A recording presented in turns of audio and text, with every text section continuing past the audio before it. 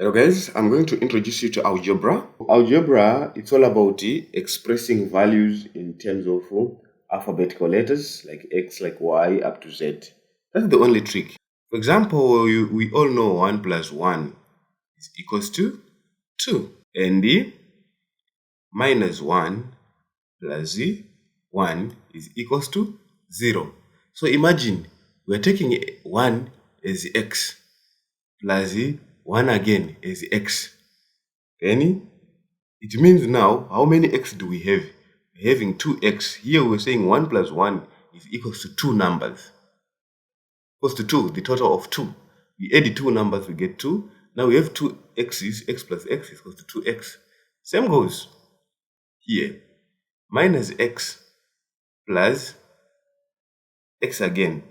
We'll have also 0 because we are removing x from a x. Okay then, what if we are having 5x plus x, obviously, is equals to 6x.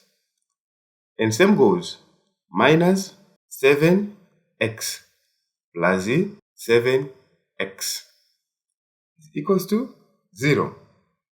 But the question is, on minus minus here, what if I'm having minus 1 plus 3? What do we have? We have a 2. What if I'm having minus 7 plus a 5? We have a minus 2. Why? As long as there is a big negative number here, the answer will be negative. As long as there is a small negative number here, the answer will be positive. I want you to find minus 6x plus 3x. Tell me the answer in the comment section.